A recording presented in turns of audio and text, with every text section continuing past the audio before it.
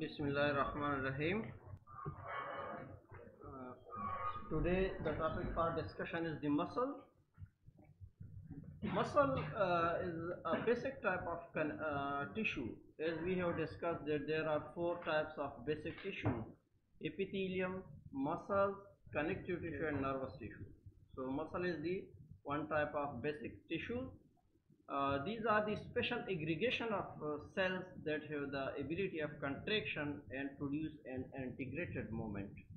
मतलब ये कि जब हम मसल्स की बात करते हैं तो उसमें क्या होता है, it is a specialised aggregation of cells and these cells have the special ability to contract and they produce the movement. So muscular tissue is present in three principal areas of the body, or we can classify the muscle on various bases. Sometimes we classify them on the basis of its contraction, whether they fatigue early or not. Sometimes we classify them on the basis of its color, gross anatomic appearance. For example, they may be red or they may be white in color.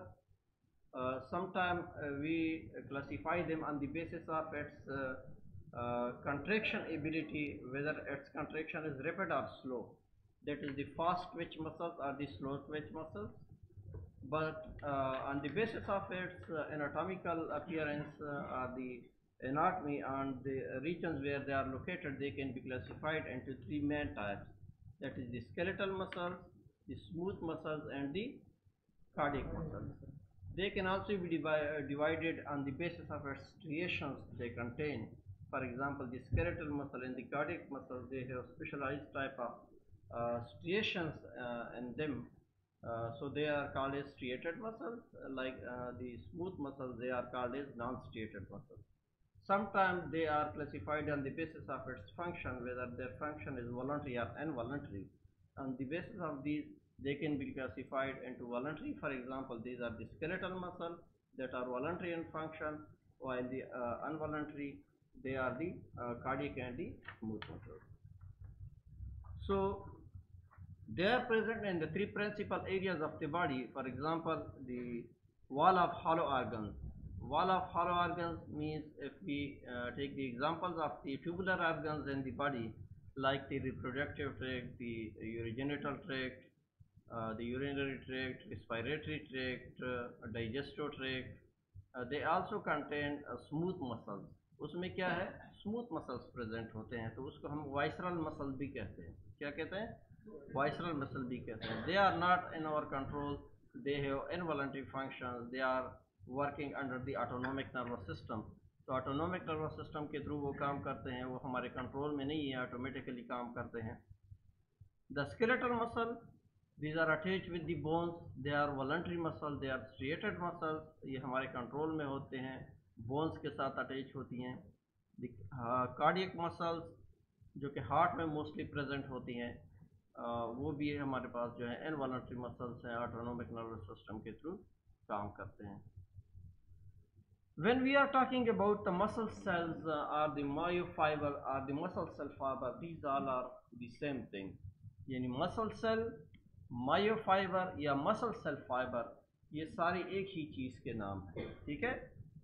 However, if we are talking just about the fibers, not using the word with the myofiber or the muscle fiber, that means we are talking about the connective tissue fibers, that are the collagen fibers or the reticular fibers or the elastic fibers.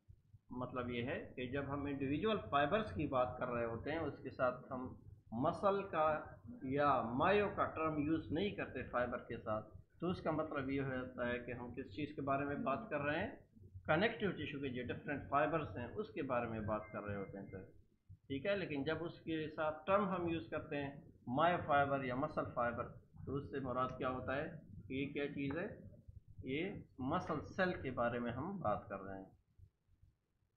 Mostly these muscle cells are elongated in structure and they are present in the parallel with each other to produce or in the line of contraction.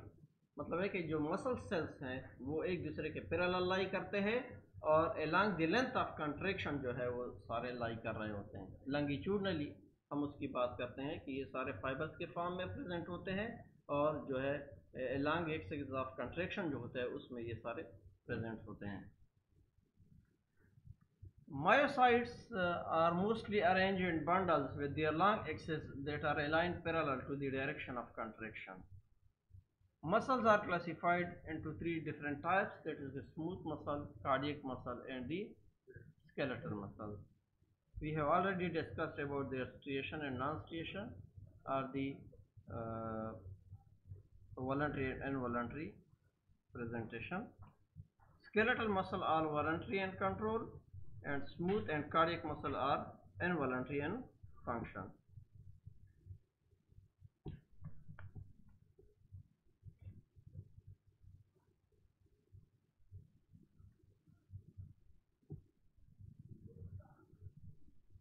I think we should first start from the skeletal muscle,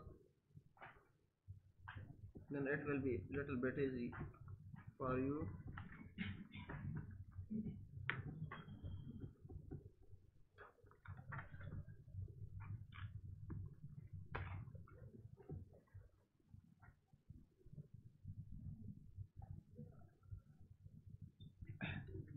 So skeletal muscles. Skeletal muscles are such type of muscles that are attached with the bones. These are the voluntary muscles, means they are under our control and they have best striations inside the cells. उसके अंदर different striations होती हैं जिसकी वजह से उसको striated muscles भी कहते हैं. Under light microscope, as we see these type of muscles, they are elongated cells. Their diameter is usually from 10 to 110 micron meter, while their length is round about 50 centimeter. Another feature of these type of muscles that they are multinucleated, means they have various nuclei inside this cell. Individual cell में जो है आपको इसके different nuclei नजर आएंगे, and these nuclei are mostly located on the periphery of individual cells. Means ये उसका एक आइडेंटिफिकेशन पॉइंट है कि जब आप मसल्स को देखेंगे स्केलेटल मसल को तो आपको उसमें जो न्यूक्लियाई हैं उसकी पेरिफेरी पे नज़र आएंगे, सेंटर में नज़र नहीं आएंगे, ठीक है। In longitudinal sections transverse striations present due to the light and dark bands. उसमें लॉन्गिट्यूडनल सेक्शन अगर आप उसका देखते हैं तो आपको उसमें क्या नज़र आता है, कुछ डार्क और लाइट बैंडिंग पैटर्न नज़र आते हैं जिसकी वजह से वो स्ट्रिएशंस प्रोड्यूस करते हैं, तो आपको वो स्ट्रिएटेड नज़र आते हैं। ये बैंड्स आते किधर से हैं? ये बैंड्स बेसिकली इंडिविजुअल सेल्स के अंदर डिफरेंट मायोफिब्रिल्स होते हैं, उसके अंदर फिर डिफरेंट मायोफिलामेंट्स होते हैं। वो मायोफिलामेंट्स कभी कभी एक दूसरे को ओवरलैपिंग में आ जाती है जिसकी वजह से आपको वो डार्क बैंड नज़र आते हैं। जहाँ पे ओवरलैपिंग नहीं होती तो वो लाइट जोन आपको नज़र आता है, और जहाँ पे ओवरलैपिंग होती है वो आपको डार्क जोन नज़र आता है। We will discuss it in the molecular section. And transverse section cells appear angular with peripheral nuclei. If we see the cross section of these muscles, we can see the individual cells that are angular in appearance. For example, in this case, you can see this one is the schematic diagram in which the two sections have been shown. Means this one is the longitudinal section and this one is the cross section of these muscles. If we consider that this one is the individual muscle, उसका cross section अगर है हमारे पास, तो इस तरह ये भी हमारे पास एक क्रॉस सेक्शन है एक इंडिविजुअल सेल का, तो उसमें आपको न्यूक्लियाई एक तो पेरिफेरी पे नज़र आ रहे हैं, ठीक है, this one is the nucleus, this one is the nucleus, और इसके जो हमारे पास वेरियस एंगल्स नज़र आ रहे हैं, ठीक है। तो इसका मतलब है कि अगर हम उसको क्रॉस सेक्शन में देखते हैं तो उसका जो एरिया हमें नज़र आता है बिल्कुल राउंड या स्फीयर शेप का नहीं होता, वो वेरियस एंगल्स बनाता है, तो इसको हम कहते हैं कि वो क्या है, एंगुलर नज़र आता है। इस तरह जो अगर हम इसमें देखते हैं, this one is the longitudinal section. Longitudinal section में अगर हम देखते हैं तो you can see that there are different banding pattern, these the dark pinkish colour, these are the A band जिसको हम डार्क बैंड कहते हैं, एन आइसोट्रॉपिक बैंड उसको हम कहते हैं, और इसके अलावा उसके साथ आपको जो है थोड़े से ये लाइट जोन भी उसमें से नज़र आ रहे हैं। For example this one light zone, और ये dark zone, this one again light zone, और फिर क्या है ये डार्क बैंड जोन हमें नज़र आते हैं। तो मतलब है कि ये डिफरेंट बैंडिंग पैटर्न्स है। इसको हम एक्सप्लेन करेंगे जब हम उसको अल्ट्रा स्ट्रक्चरल व्यू पे जाएंगे, ठीक है।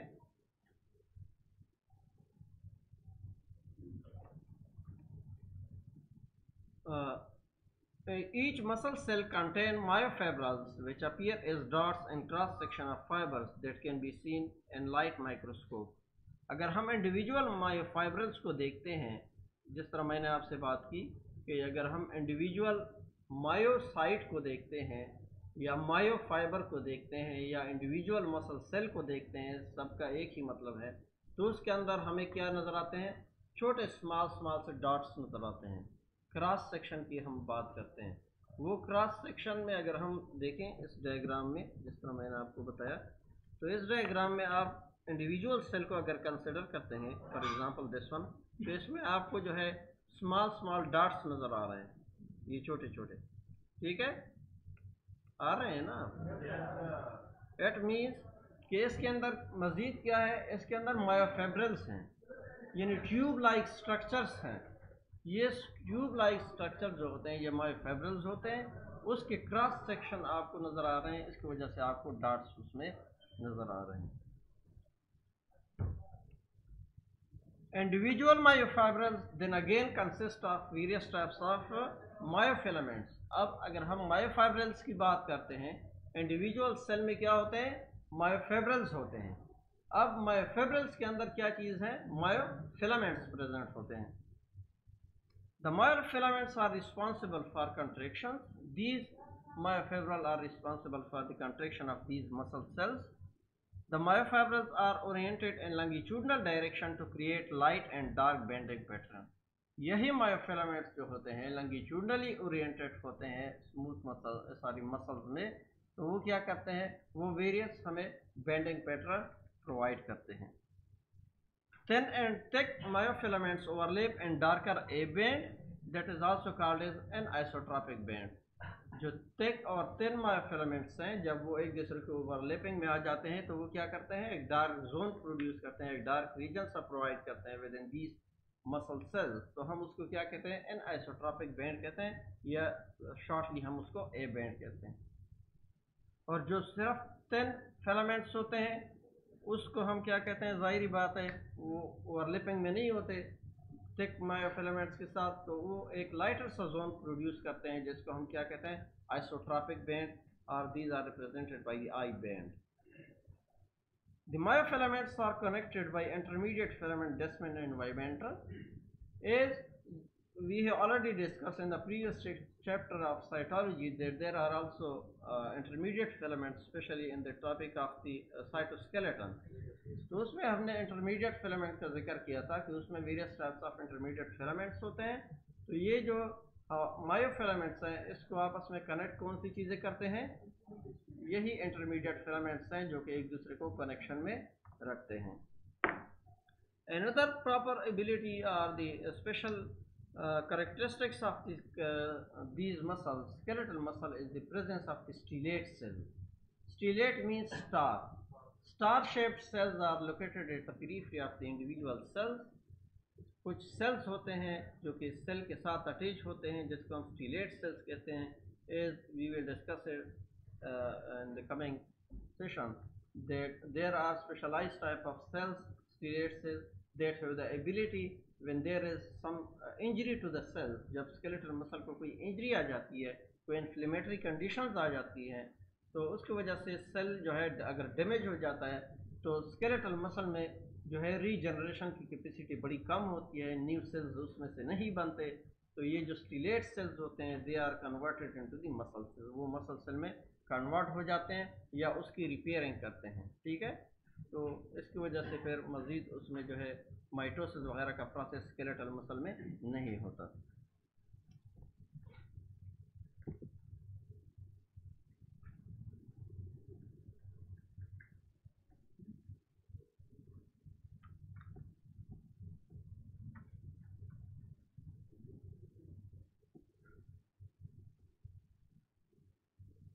So individual myocytes are bound together by a primary bundle of vesicles.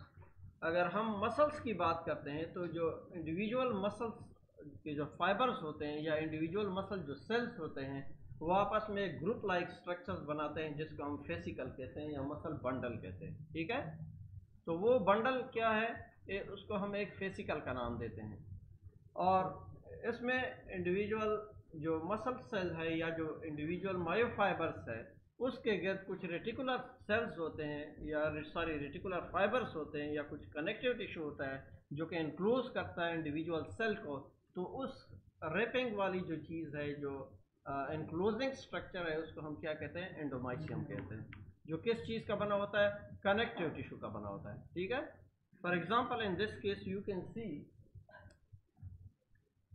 इसमें हम जिक्र करेंगे दिस वन। अब ये क्या है, एक इंडिविजुअल मसल सेल ये है हमारे पास, ठीक है। इसके अलावा ये भी है एक इंडिविजुअल मसल सेल, ये भी है, ये भी है, ये भी है, ये सारे क्या है, these are the individual muscle cells. उन्होंने एक ग्रुप बनाया हुआ है मसल इंडिविजुअल सेल ने, तो उसको हम क्या कहते हैं, फेसिकल्स हैं। तो अगर हम इस स्ट्रक्चर को ले लें, ये जो कंप्लीट स्ट्रक्चर है ये वाला, इसको हम क्या कहेंगे, ये एक फेसिकल है। उसमें से इंडिविजुअल एक मसल सेल जो है वो इधर उसने जो ऊपर को उठाया हुआ है ये वाला, ठीक है, वो ये कंप्लीट एक इंडिविजुअल मसल सेल है। तो इस सेल के गिर्द जो है वो आपको एक कवरिंग सी नज़र आ रही है, जिस तरह ये बाहर से, ठीक है। This covering is found by the reticular fibres. Reticular fibres हैं, कनेक्टिव टिश्यू के फाइबर्स हैं, या कुछ थोड़ा सा small amount of connective tissue है। तो उस कनेक्टिव टिश्यू को हम क्या कहते हैं, that is called as endomysium. अब ये इंडिविजुअल सेल को छोड़ के एक फेसिकल की अगर हम बात कर लेते हैं, फॉर एग्जांपल ये एक कंप्लीट फेसिकल है अभी, ठीक है, ये वाला समझ आ रही है ना।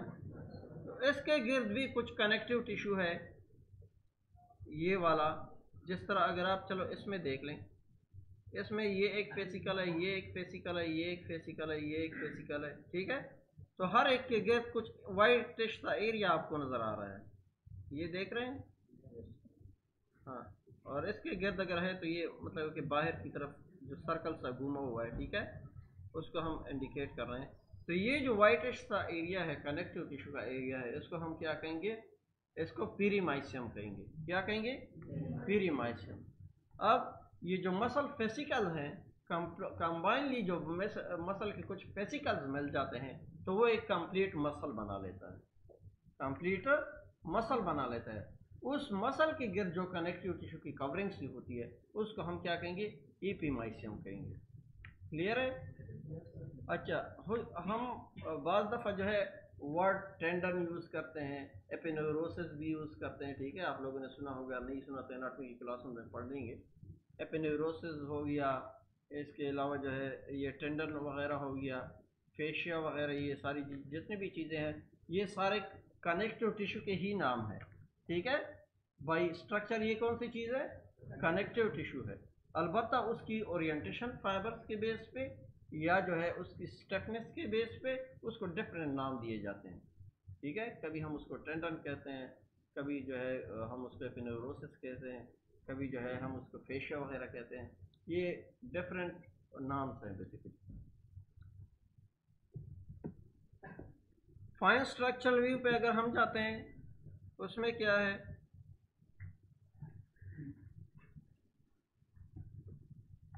ये थोड़ा सा इम्पॉर्टेंट है, इसको ज़रा गौर से देखें क्योंकि ये मॉलिक्यूलर लेवल पे है थोड़ा सा।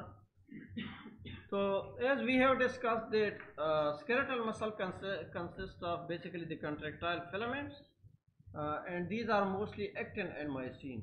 Two types of muscles हमारे पास होते हैं, सारी जो filaments उसके अंदर होती हैं, ये कौन सी है, एक्टिन और मायोसिन है। जो एक्टिन है वो थिन फिलामेंट्स हैं और जो मायोसिन है वो थिक फिलामेंट्स हैं। अब ये जो स्केलेटल मसल के अंदर हमारे पास थिन फिलामेंट्स हैं, these are present at three types के थिन जो है हमारे पास फिलामेंट प्रेजेंट होते हैं। क्या है, एक्टिन, ट्रोपोनिन एंड ट्रोपोमाइसिन, ये तीनों किस्म के जो हमारे पास 10 फिलामेंट्स हैं ये प्रेजेंट होते हैं। अब एक्टिन की अगर हम बात करते हैं तो एक्टिन किस तरह बनता है।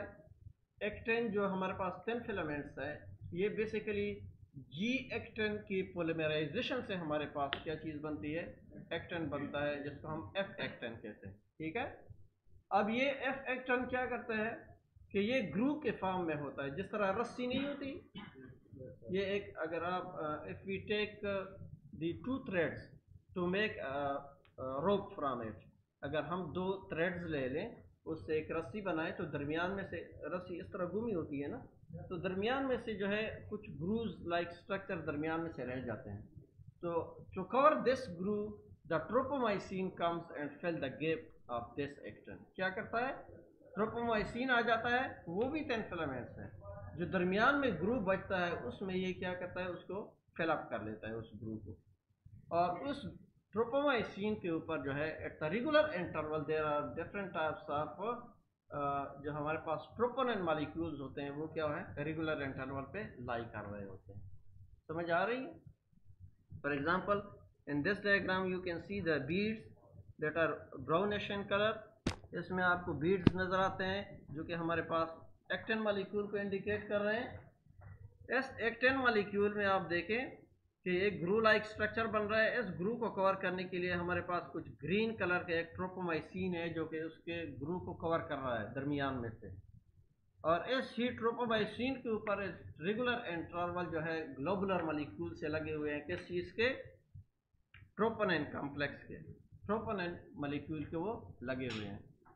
अब क्या है, एक थिक मॉलिक्यूल जो हमारे पास दूसरा है, थिक मायोफिलामेंट जो हमारे पास है, दैट इज मायोसिन। मायोसिन क्या चीज़ है, वो एक हेवी चेन मॉलिक्यूल है हमारे पास, हेवी चेन, उसमें 2 हेवी चेन और 4 जो है हमारे पास क्या होता है, लाइट चेन मॉलिक्यूल है। Thick myofilaments are composed of myosin 2, myosin 2 are composed of 2 heavy chains and 4 light chains of amino acids like this one. In this diagram you can see the structure of the myosin.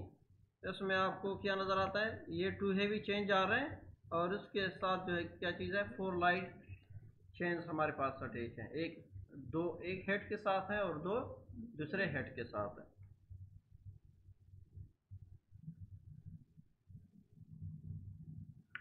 The head has binding sites for actin and ATP. अब इसके जो active sites हैं, ये जो heads हैं, ये क्या किसके साथ अटैच हो जाते हैं, ये एससी ट्रोपोनिन वगैरह के साथ अटैच हो जाते हैं, मीन्स यहाँ पे इसके साथ अटैच हो जाते हैं। In the next diagram you it will be clear for you. The head has binding sites for actin and ATP. The myofilaments are arranged to form the light dark banding pattern within the myofibrils. अब ये जो myofilaments हैं ये इस तरह से arrange होते हैं कि ये डार्क और लाइट बैंड प्रोड्यूस करते हैं। For example if we see this diagram,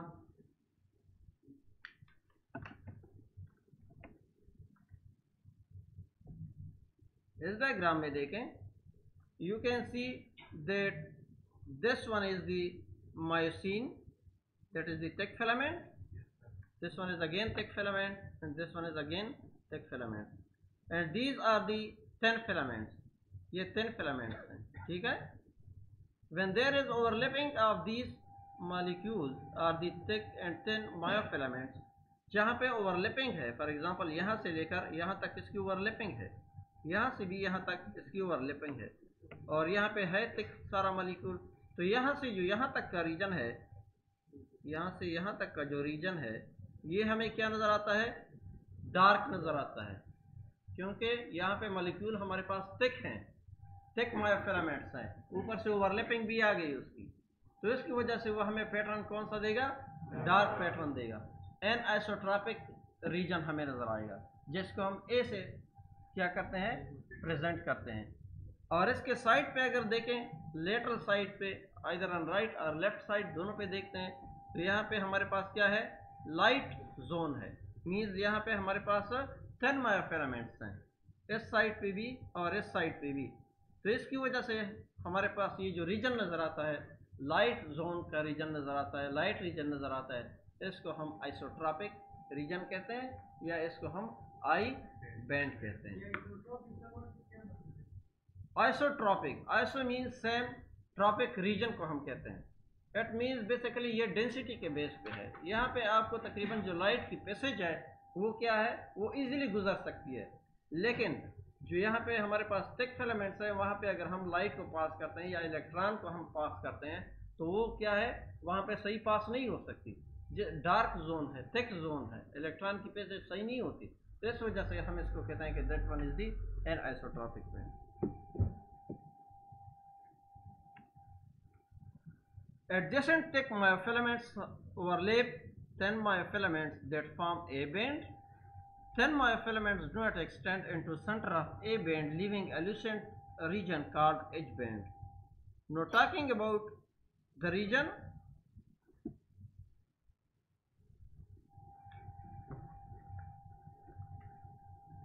इसमें अगर हम देखते हैं कि ये क्या करता है कि ये जो ओवरलैपिंग सी हो रही है, if you see that is not has been extended to the center of this myosin molecule। ये देखें यहाँ पे डायग्राम में ये जो थिन हमारे पास मायोफिलामेंट्स हैं ये कंप्लीटली सेंटर तक एक्सटेंड नहीं हो गए हैं बल्कि किसी खास रीजन तक हो गए हैं। तो दरमियान में क्या हो जाता है कि वो एक लाइटर सा जोन दोबारा क्रिएट कर रहे हैं। ठीक है, मीन्स कि यहाँ पे तो कंप्लीट आपको बाकायदा डार्क बैंड नज़र आता है इस रीजन में, लेकिन यहाँ पे एक थोड़ा सा और भी मतलब है कि दरमियान में एक रीजन सा रह जाता है जो कि दोबारा लाइट जोन का रह जाता है। तो इसको हम क्या कहते हैं, इसको एच जोन कहते हैं। क्या कहते हैं, एच जोन को कहते हैं। और इसमें जो मायोसिन मॉलिक्यूल हैं यानी थिक फिलामेंट्स हैं ये वाले, ये किसके जरिए एक दूसरे से मिले हुए हैं, एम लाइन के जरिए आपस में मिले हुए हैं। किस लाइन के जरिए आपस में मिले हुए हैं, एम लाइन के जरिए। This M indicate myosin. ये क्या है, इंटरमीडिएट टाइप ऑफ फिलामेंट है हमारे पास। किसके जरिए आपस में मिले हुए हैं, मायोसिन के जरिए मिले हुए हैं, जिसको हम एम लाइन से इंडिकेट करते हैं।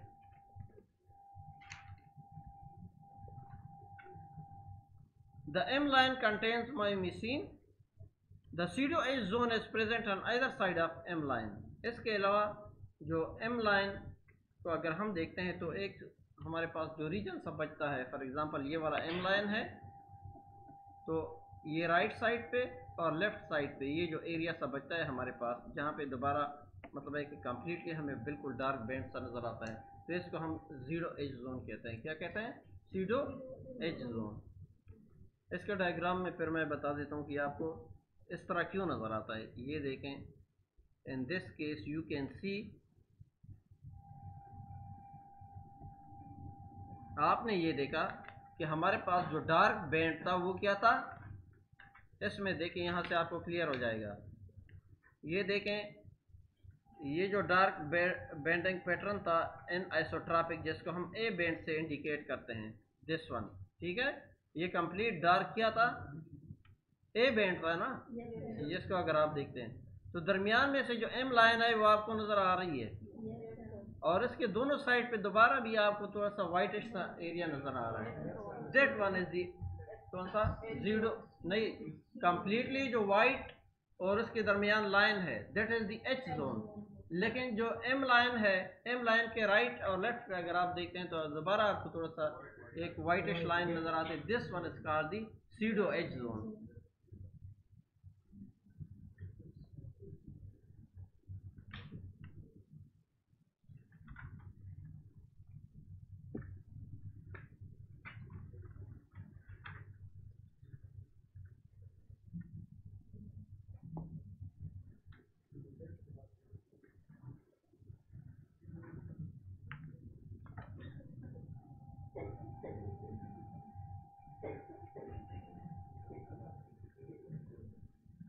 The I band is composed of the portion of thin filaments that do not extend into A band.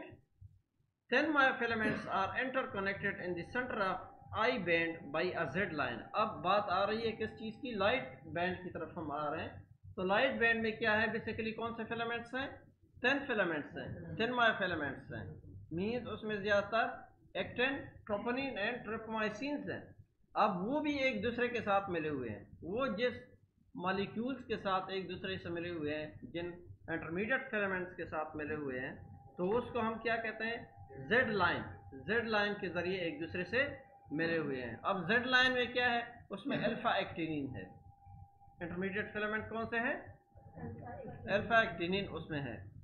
Z line is composed of alpha actinin, the circular extends from Z line to next Z line.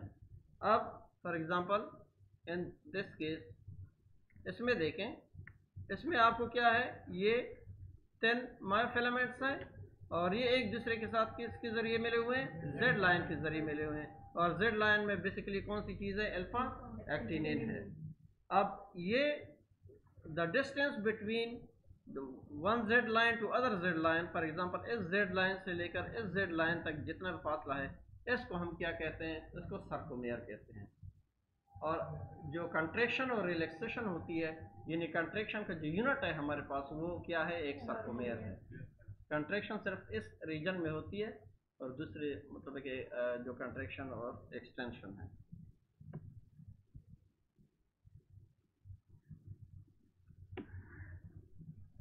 The cell membrane of skeletal muscle cell is called as sarcolemma, यानी जो हमारे पास cell membrane है skeletal muscle का, उसको हम क्या कहते हैं, सर्कुलीमा कहते हैं।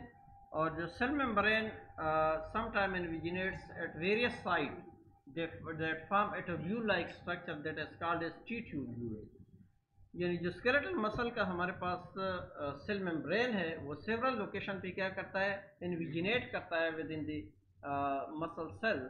तो उसमें क्या होता है, वो एक ट्यूब्यूल लाइक स्ट्रक्चर्स बनाते हैं, जिसको हम क्या कहते हैं, टी ट्यूब्यूल्स बनाते हैं। लाइक इन दिस डायग्राम, इसमें आप देखें, आपको ये सेल मेम्ब्रेन नज़र आ रहा है, तो सेल मेम्ब्रेन यहाँ पे इनविजिनेट हो रहा है और एक स्ट्रक्चर सा, एक ट्यूब्यूल लाइक स्ट्रक्चर बना रहता है, जिसको हम टी ट्यूब्यूल्स कहते हैं। T tubules means transverse tubules.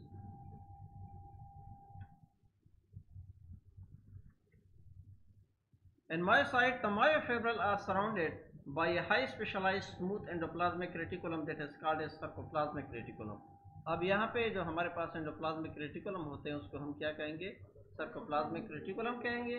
और यही sarcoplasmic reticulum at the end of, जो उसकी एंड हो जाती है, तो वो कुछ सिस्टर्नी लाइक स्ट्रक्चर्स बनाते हैं, मतलब है कि दो पार्ट्स में थोड़े से डिवाइड हो जाती है और वो एक बैग लाइक स्ट्रक्चर्स बनाती हैं।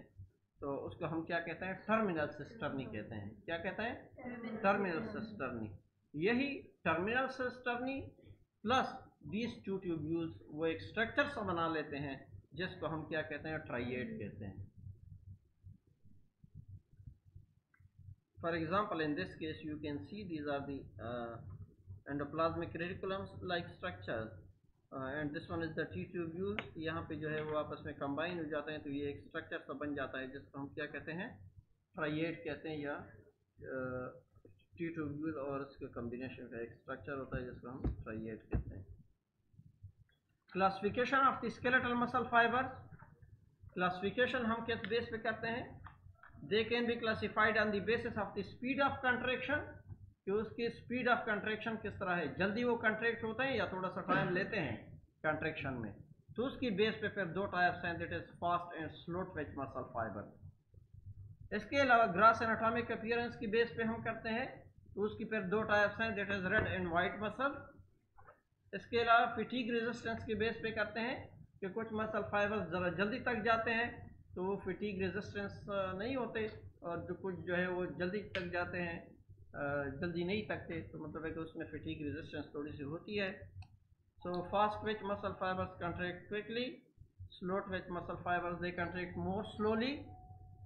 Red muscle fibers are such type of muscle fibers that their color is red due to the presence of the myoglobin. Myoglobin क्या है, एक हीमोग्लोबिन जो है प्रोटीन है, उसमें उसकी स्टोरेज होती है, तो उसकी वजह से हम उसको कहते हैं कि ये मसल जो है, यानी उसमें हीमोग्लोबिन की क्वांटिटी थोड़ी ज़्यादा होती है, तो उसको हम क्या कहते हैं कि ये क्या है, रेड मसल फाइबर्स हैं। दे हैव एक्सटेंसिव माइटोकॉन्ड्रिया, उसमें माइटोकॉन्ड्रिया का नंबर भी काफ़ी ज़्यादा होता है। Most red muscle fibres contract and फिटीग slowly, वो थोड़ी सी कंट्रैक्शन की जो एबिलिटी है उसमें स्लो होती है, लेकिन वो जल्दी तकते नहीं हैं, क्योंकि उसमें माइटोकॉन्ड्रिया का नंबर ज़्यादा है और इसके अलावा ऑक्सीजन कैरिंग कैपेसिटी जो कि हेमोग्लोबिन है उसकी वजह से ज़्यादा है, तो उसकी वजह से ये ज़्यादा जल्दी थकते नहीं हैं, लेकिन कंट्रैक्शन उसकी स्लो होती है थोड़ी सी। Also term is slot ways fibres, इसको हम स्लोट वेज फाइबर्स भी कहते हैं अगर दूसरी कैटेगरी को दरमियान में ले आते हैं, ठीक है। White muscle fibres they have less myoglobin, उसमें मायोग्लोबिन थोड़ा सा कम होता है। They are lighter in colour, उसका कलर लाइटर होता है due to the absence of the myoglobin, होता है लेकिन कम क्वांटिटी में होता है। The mitochondria number are present but they are few in number. Smooth endoplasmic reticulum is more extensive, उसमें ज़रा ज़्यादा होते हैं। They contract and fatigue more rapidly, वो जल्दी कंट्रैक्ट करते हैं लेकिन साथ तकते भी जल्दी हैं, ठीक है, compare to the red muscle fibres. They are also called as fast twitch fibres, इसको हम फास्ट ट्विच फाइबर्स कहते हैं क्योंकि वो रेपिडली कंट्रैक्ट होते हैं। इंटरमीडिएट मसल फाइबर्स है both red and white muscle fibres. अच्छा, अगर स्लो कुछ फाइबर्स हैं, कुछ जो हमारे पास फास्ट मसल फाइबर्स हैं, तो इनके दरमियान में कुछ और भी मसल की तरह की अगर हम कैटेगरी ले आते हैं तो इंटरमीडिएट टाइप ऑफ फाइबर्स होंगे जो कि इन दरमियान न ज़्यादा मतलब है कि जो जल्दी कंट्रैक्ट होते हैं न ज़्यादा जल्दी रिलैक्स होते हैं।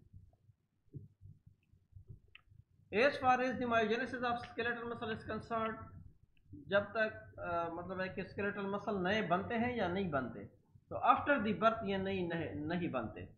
बिफोर बर्थ जितनी क्वांटिटी उसकी बन गई है, मतलब है कि उसके नंबर ऑफ सेल्स हैं, दैट्स ओके, उसके बाद बर्थ के बाद दोबारा नहीं बनते। अलबत्ता अगर कोई हमारे पास इस तरह की इंजरी आ जाती है, इन्फ्लेमेटरी कंडीशंस आ जाते हैं जिसकी वजह से मसल से थोड़े से ज़्यादा हो जाते हैं, अगर इंजरी थोड़ी सी है तो वो जो स्टिलेट सेल्स हैं उसके साथ जो अटैच होते हैं वो उसको कवर कर रहे हैं, उसकी जगह ले लेते हैं। अलबत्ता अगर वो उसकी जगह नहीं ले सकते तो जो कनेक्टिव टिश्यू है उसमें भी रिपेयरिंग की एबिलिटी होती है, वेरियस टाइप्स ऑफ सेल्स होते हैं, तो वो उसको कवर करते हैं और जो स्पेस होती है वो उस स्पेस को फिल अप कर देते हैं। आप लोगों ने देखा होगा कि अगर आपको कोई थोड़ा सा बड़ा छोटा जाता है तो आपकी जो स्किन वगैरह पे है उस पर थोड़ा सा आपको वाइटिश सा एरिया नज़र आ जाता है। That whitish area is called basically scar, ये स्कार है। और जो रिपेयरिंग टिश्यू जो है हमारे पास कनेक्टिव टिश्यू की वजह से ये स्कार बनता है। ड्यूरिंग द फॉर्मेशन, चूँकि हमने बात की थी कि इसमें मायोफाइबर्स होते हैं इंडिविजुअल मसल सेल्स में, तो ये मसल फाइबर्स क्या होते हैं, जब सारे इकट्ठे हो जाते हैं तो उससे बाकायदा एक इंडिविजुअल सेल बनता है। तो जाहिर ही बात है हर एक मायोफाइबर के साथ कुछ न्यूक्लियाई भी होते हैं, इंडिविजुअल न्यूक्लियस भी होता है, तो इसकी वजह से उसका स्ट्रक्चर जो बनता है दैट इज मल्टी न्यूक्लिएटेड बन लेता है। Contractile myofibrils formed within myotubes. An additional myoblasts fuse to the developing myofibrils. Increase in number, the nuclei peripheralize within the cell. Stellate cell remain as a potential myogenic cell within basal lamina. मतलब है कि उसके साथ जो हमारे पास stellate sales होते हैं वो भी पेरिफेरी पे इन ही सेल के साथ अटैच होते हैं within the basal lamella, उसके साथ अटैच होते हैं, जबकि इंजरी वगैरह आती है तो उसकी रिपेयरिंग में हेल्प करते हैं। As far as hypertrophy is concern, hypertrophy means the increase in the size of cells. अगर सेल के साइज में इंक्रीज आ रहा है तो उसको हम टर्म यूज़ करते हैं पैथोलॉजिक बेसिस पे कि हाइपरट्रॉफी हो रही है। Hypertrophy means increase in size of cells, size में इंक्रीज हो सकता है, ठीक है। जिस तरह आप लोगों ने देखा होगा some people have strong muscles and some have little bit weak muscles, जिस तरह एथलीट्स होते हैं, जिम्स जो लोग करते हैं, ठीक है, तो उनके मसल थोड़े से डेवलप होते हैं, that is due to the hypertrophy. ऐसा नहीं है कि उसमें कहीं और से सेल्स किसी ने इम्पोज किए या सेल उनके अपने नए बन गए, नहीं, वही मसल हैं जो कि डेवलप हो गए, उसमें जो फाइबर्स हैं वो डेवलप हो गए, तो इसकी वजह से उसका साइज इंक्रीज कर जाता है। Neither myocyte nor its nuclei divide during the process of hypertrophy. Hypertrophy के दौरान जो है सेल की मजीद माइटोसिस वगैरह नहीं होते कि उसमें डिवीजन आ जाए और नई न्यूक्लियाई वगैरह बन जाए। In contrast, during atrophy, the myofibrils and nuclei are lost. अलबत्ता हाइपरट्रॉफी का एक दूसरा उलट टर्म है that is called as atrophy. Atrophy में क्या हो जाता है, decrease in the size of cells. Decrease जब हो जाते हैं तो उसमें इस तरह हो जाता है कि सेल की जो न्यूक्लियाई वगैरह हैं वो लॉस हो सकते हैं, ठीक है। रीजनरेशन की जो कैपेसिटी है वो बहुत कम है इसमें। रीजनरेशन ज़्यादातर स्टिलेट सेल्स की वजह से होती है, जिस तरह मैंने पहले आपसे जिक्र किया, अगर कोई इंजरी आ जाती है अदरवाइज फिर जो है वो कनेक्टिव टिश्यू क्या करता है, उसको रिप्लेस कर लेता है, उस जो इंजरी वगैरह होती है. So this was all about the skeletal muscle.